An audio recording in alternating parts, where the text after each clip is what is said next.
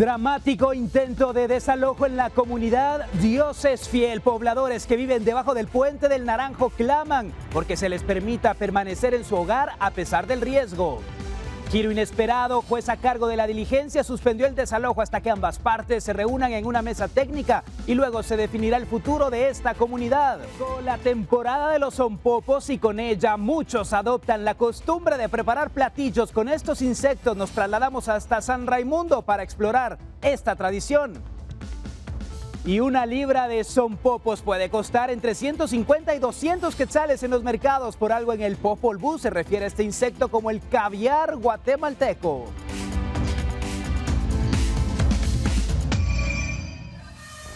Hola, muy buenas tardes. Gracias por acompañarnos aquí en Guatevisión, en Impacto Directo. Soy Alexis Ponce. Un gusto poder saludarle en este viernes 14 de junio. Son las 18 horas con un minuto, completamente en vivo. Transmitimos para toda la República. Es un gusto poder acompañarle, llegar hasta sus hogares. Quiero dar la bienvenida a nuestros panelistas. Nos acompaña Omar Sosa, fundador de la campaña Guatemala Vive con Valores. Bienvenido. También Stephanie González, abogada. Y Luis Fernando Urbina, comunicador y publicista. Arrancamos hablando acerca de este tema que desde muy temprano ha generado mucha información. Hoy se intentó cumplir con una orden de desalojo por parte de la Fiscalía de Usurpación del Ministerio Público contra los habitantes del asentamiento Dios es Fiel, ubicado bajo el Puente del Naranjo. Una medida que ha generado controversia y resistencia entre los residentes, quienes señalan que no tienen otro lugar a donde ir. Hay que recordar que este sitio fue el epicentro de una tragedia en septiembre pasado, cuando una correntada arrasó con 10 casas y dejó pérdidas de vidas humanas.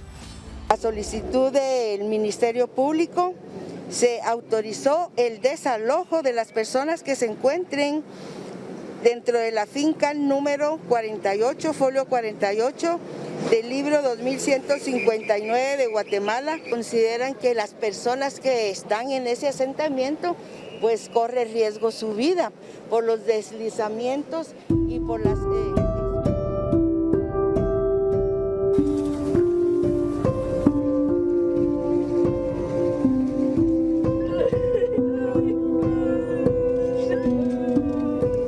meses y 18 días después de la tragedia bajo el Puente del Naranjo, donde 18 personas murieron, el 25 de septiembre de 2023, los sobrevivientes y vecinos del asentamiento Dios es Fiel en la zona 7 de la capital se atemorizaron por la presencia de 300 agentes de la Policía Nacional Civil e incluso antimotines. Se intentó el retiro de las familias por la solicitud de la Fiscalía de Usurpación del Ministerio Público, a raíz de una denuncia que interpuso el Juzgado Municipal Capitalino en 2013, y se intentó el desalojo. Se instaló una mesa de diálogo, pero no se convocó a los afectados. El representante del Ministerio Público que compareció, pues se comprometió a realizar una mesa técnica y así se hizo. Entonces, perdón, ¿y cuándo? Nosotros no hemos recibido ninguna invitación. Ok, señora jueza, pase, aquí la cuidamos. No hay pena, Para evaluar el lugar, solo se dejó entrar a la jueza, su seguridad, 2 agentes de la PNC y bomberos. ¡Allá en la puerta! ¡Dale! ¡Cierren la puerta! ¡Cierren! ¡Cierren la puerta! Familias señalan saber que el lugar donde habitan no es seguro, pero no tienen a dónde más ir. Nosotros solo tenemos los avisos nada más, pero ya todos hemos firmado de que quedamos acá por nuestra propia cuenta y riesgo. Que después hay personas que son perseguidas.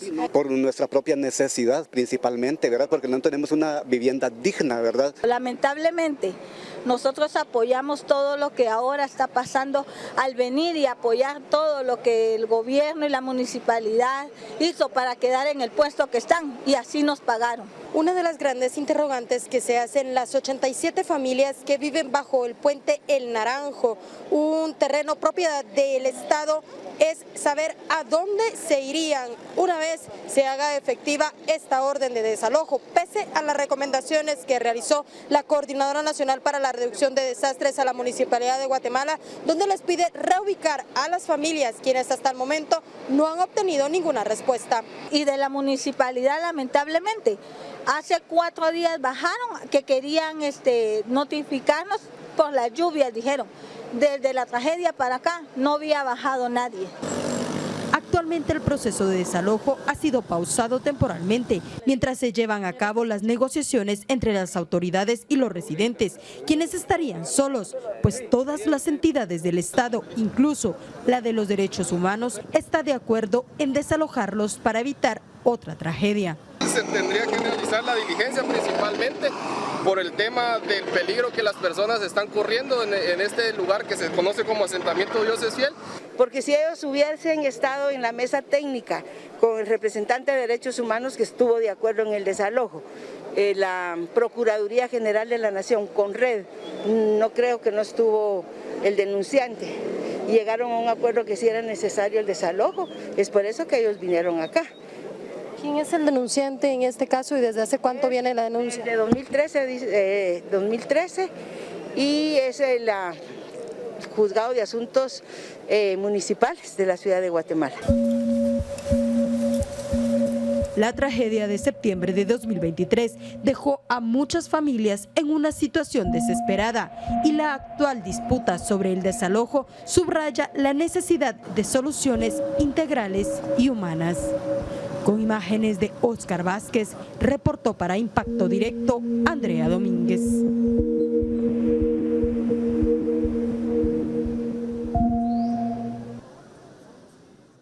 Y hay que ponerse en los zapatos de las familias de este asentamiento Dios es fiel. Hace 8 meses vivieron una tragedia.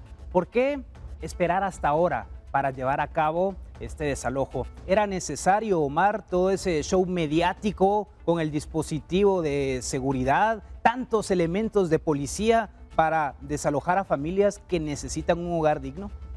Mira, yo siento que es un poco exagerado, pero menos mal que no pasó a más, porque si no eso hubiera terminado en una batalla campal. Y la historia sí lo ha marcado, pero yo entiendo que las personas necesitan un lugar donde ser reacomodadas. Pero les hago una pregunta aquí a los compañeros. Por ejemplo, si nosotros tenemos un antecedente donde ya hubo pérdidas de vida y nos están diciendo que el terreno no es habitable, si nos tocase a nosotros vivir eso, ¿qué haríamos?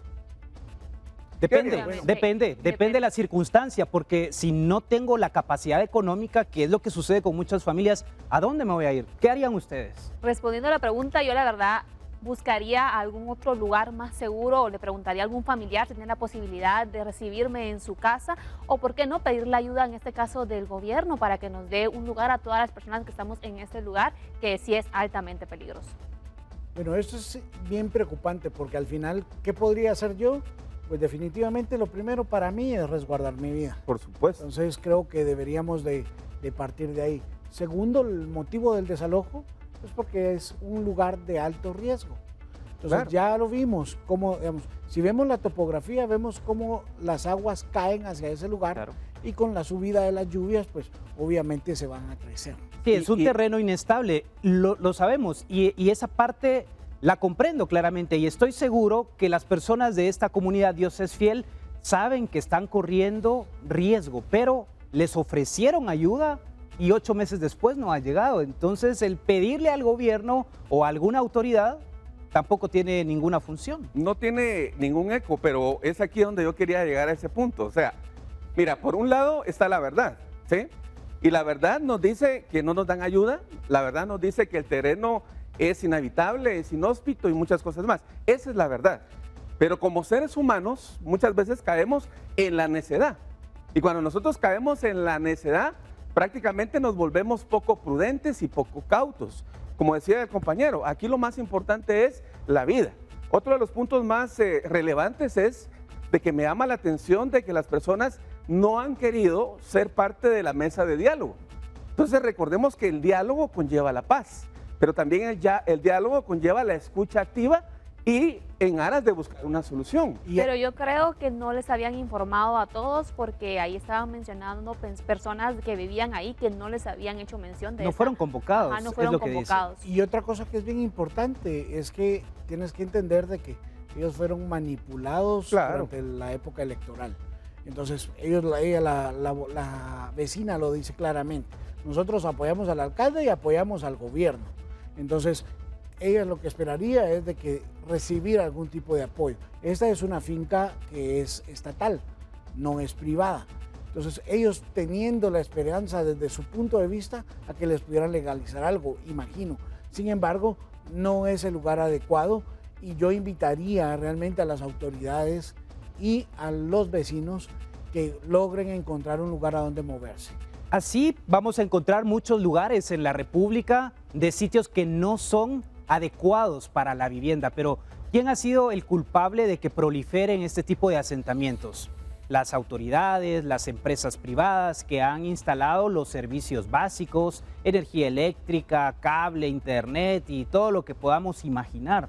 Hay responsables también que han permitido que esto suceda. Y fíjate que esto es bien interesante porque, por ejemplo, en el caso de un servicio eléctrico, tú no lo puedes instalar si no tienes la autorización del dueño del terreno. Pero sin embargo, hay muchos casos donde la empresa eléctrica coloca el servicio de electricidad. ¿Cómo lo hicieron? Hubo algo bajo la mesa o hay algo ahí raro. Entonces eso también es importante. Por el otro lado, también vemos que el alumbrado público, que es una responsabilidad municipal, en algunos de los asentamientos fue la municipalidad misma la que la puso, la que creó los senderos, empezó a poner ciertos servicios. Sin embargo, no en todos los asentamientos ha pasado. Este asentamiento tiene más de 10 años de existir y sigue estando en la misma condición. ¿Por qué? Porque al final realmente no hay la condición mínima para poder estar y es un riesgo latente. Y no solamente de ese lado, si lo ves del otro lado, en la zona 3, hay otra gran cantidad de personas igual. Y también si lo ves, el asentamiento que está arriba de esa ladera, ese también fue un asentamiento que se generó en la época de los 70 después del terremoto. Entonces hay un antecedente, las personas saben que muchos de ellos logran formalizar la posesión de la tierra y por eso es que están ahí. Y en muchos casos también se ha convertido en un negocio porque hay líderes o mal llamados líderes que se aprovechan de la necesidad de estas familias que sí necesitan un lugar para poder vivir. Sí, lamentablemente hay personas que se dejan manipular, pero también tenemos que tener criterio propio. Yo realmente te digo, yo entiendo la situación de las personas, pero por encima de cualquier situación la vida no se repite, ¿sí? Y hay situaciones donde yo se lo digo a las personas, Dios perdona definitivamente muchas cosas, pero el tiempo hoy no perdona nada. Y el tiempo para estas familias en la búsqueda de una solución es oro. Y más si tomamos en consideración que se ha dicho que este invierno será histórico con precipitaciones jamás vistas en esta época moderna. Así que la prevención es fundamental. El llamado que hacemos a las familias es que traten de analizar, de buscar alternativas. Sabemos muy bien que es complicada la situación. Ponernos en los zapatos de ustedes es complejo, no conocemos a ciencia cierta su realidad, pero lo más prudente en este caso es salvaguardarse. Vamos a la pausa, ya regresamos aquí en Impacto Directo por Guatevisión.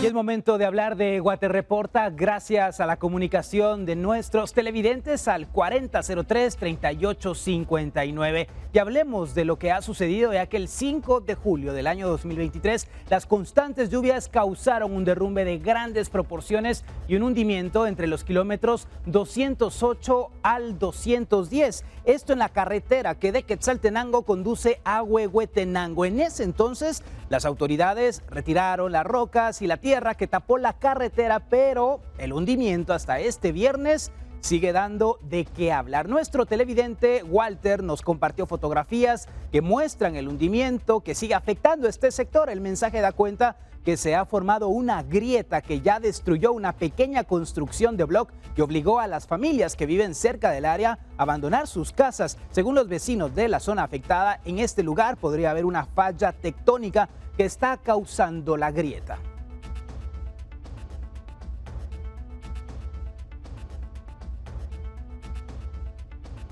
Y podríamos decir que casi en toda la República estamos viendo este tipo de problemas, de hundimientos en las carreteras, Stephanie. Así es que para nadie es un secreto que las carreteras de nuestro país, la mayoría se encuentran en mal estado y que no vemos un avance, y ahora que vienen las lluvias, pues esto se va a incrementar, Alexis. Falta de mantenimiento, Luis Fernando, la prevención que hemos hablado siempre.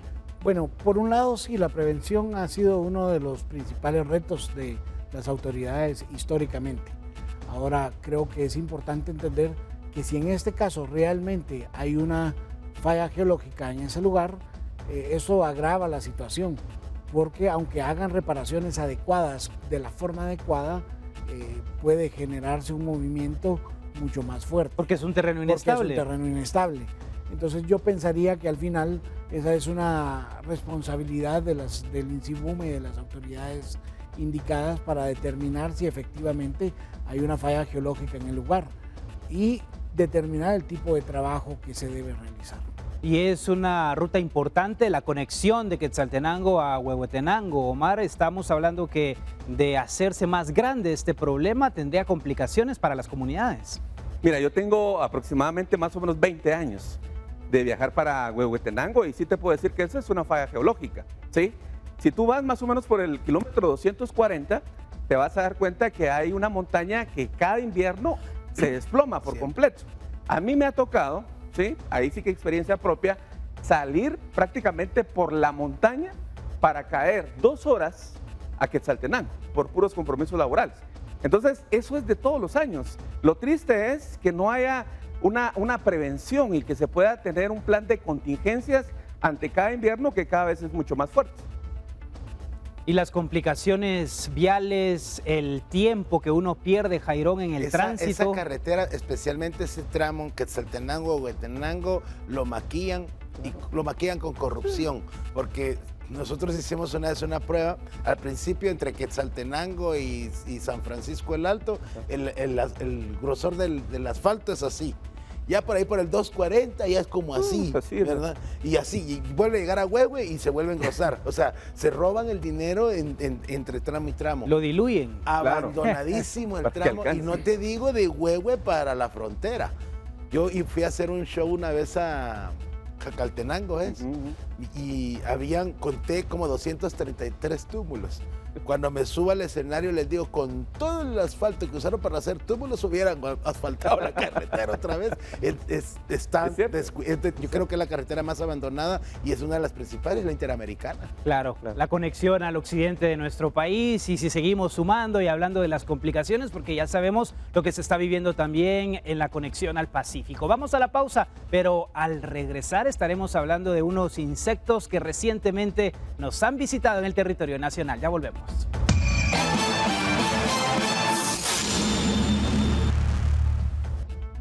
Y con la llegada de la lluvia, los zompopos salen a la superficie y en esta época algunas regiones del país son un platillo exquisito. Hemos viajado hasta San Raimundo para conocer cómo los pobladores los preparan y comen estos insectos. Acompáñenos.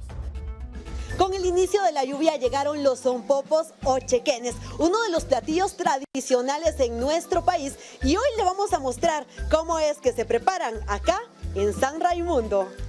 Venimos y quitamos todas las alitas y miramos que si no trae piedras o tierra, porque ellos salen del zompopero donde vienen con tierra, hay veces traen piedritas, entonces nosotros tenemos que limpiarlos y también quitarle las patitas para poderlo ya desinfectarlos. Bueno, ahora le voy a ayudar yo a limpiar estos zompopos que ya tienen listos. La preparación de los zompopos se ha convertido en una tradición familiar, debido a que su limpieza conlleva reunir a varias personas en su proceso de elaboración en la mesa para disfrutarlos una vez al año. Bueno, y después de limpiar los zompopos ya nos encontramos acá en la cocina para comenzar con la preparación de los mismos. Precisamente estamos con Pablo, quien ha colocado ya los zompopos limpios en este recipiente. Pablo, ¿cuál es el segundo paso?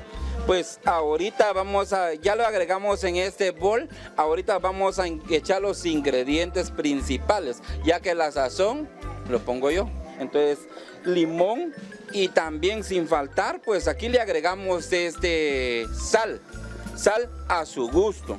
Es aquí donde vamos a darles para empezar el cocimiento o el asado. Vamos a preparar un comal con chile picante, que es chile cobanero. Es que de por sí ya en los pasillos del mercado ya se siente ese olor. El aroma. El consumo de estos insectos viene de tiempos prehispánicos e incluso se menciona en el Popol Vuh como el caviar guatemalteco. Y ya transcurrida media hora fue momento de apagar el fuego y nuestros sonpopos están listos para ser servidos. Acá usted ya está elaborando el plato para presentarlo en la mesa. Sí, es así como el pinolero les va a servir el plato ya a la mesa acá en San Raimundo. Una duda que tienen muchas personas que no han probado este platillo es ¿cuál es su sabor? Pues el sabor lo lanza como si fuera a la pepita de ayote, pero también con sal y limón, pero lo lanza un sabor, dicen todos que a chicharrón, pero pruébelo usted me dirá. Bueno, vamos a ir a la mesa a degustar este delicioso platillo. Bueno, yo ya me encuentro acá en el comedor lista para probar este delicioso platillo de los sonpopos acompañados con arroz, una limonada, ensalada y chirmol que no puede faltar. Con imágenes de mi compañero Byron Baiza para Impacto Directo, Rosemary Ávila.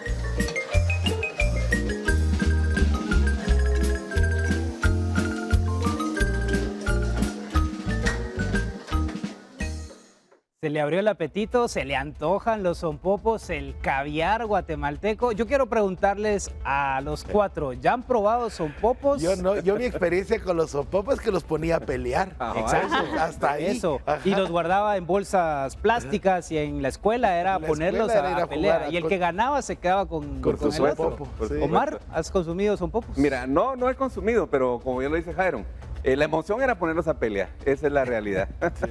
A ver, Stephanie, por este lado. Yo tampoco he consumido, pero sí se me antojó con una tortillita, la verdad que sí. Lo único es que sí están elevados, el precio está un poco carito. ¿Verdad que sí? ¿150 o 200? 200 la libra. Wow. Luis Fernando. Sí, efectivamente, era un niño, mi abuelita los hacía y los preparaba. Algo que era bien interesante y que ahora veo que sucede es que hay un mercado ya para ese platillo. En ese entonces era lo que recogías en la calle o en la tierra, en tu casa, pues los preparabas y ya. Pero también es bien importante entender que este es un insecto que es endémico de Guatemala. Y al ser endémico significa que solo aquí existe. Y su hábitat, por la reducción de los bosques, el aumento de las ciudades y la falta de lluvias, pues se ha empezado a peligrar y puede estar en peligro de extinción. Porque ahora no fueron los sonpopos de mayo, sino los de junio. Es que son sonpopos bien chapines, ¿va? Llegan cuando quieren. Entonces, realmente llegan por el efecto del cambio de la temperatura y la lluvia. Por eso es que llegaron en junio. ¿Y a qué sabe? Porque entiendo que lo que se comen es solo es la parte de atrás. El culito. Sí, solo es la parte de atrás. Entonces, pero saben cómo, yo recuerdo que era como manía, más o menos, con limón y salita. A chicharrón. Entonces, dicen en San Raimundo que sabe. Y son nutritivos. Habrá que probar. Yo realmente les diría, ya no consumamos sonpopos, son un insecto endémico de Guatemala, es parte de nuestra riqueza animal, o en este caso de insectos. De insectos, ¿verdad? En la categoría de los insectos.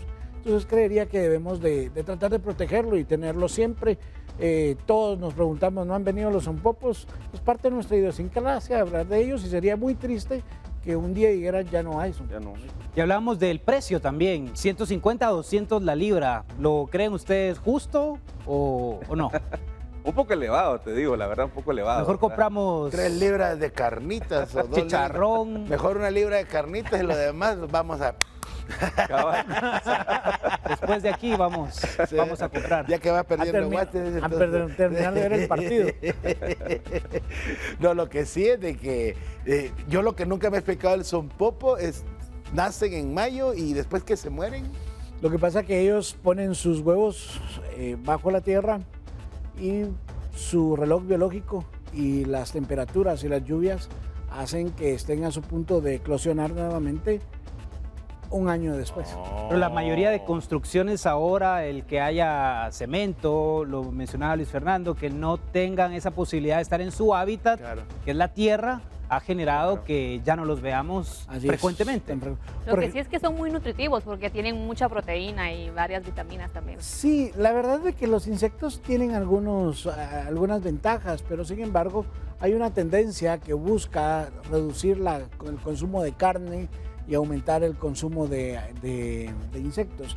Y yo no comparto esa tendencia porque al final también tiene algunos contras si lo haces como la parte principal de tu dieta. Bueno, lo cierto es que esta nota de los sonpopos de mayo o de junio o que llegan cuando quieren, del caviar guatemalteco, como bien dice el Popol Vuh, pues ha abierto el apetito y ha generado antojo entre todos aquí en el set de Impacto Directo. Vamos a la pausa, ya regresamos.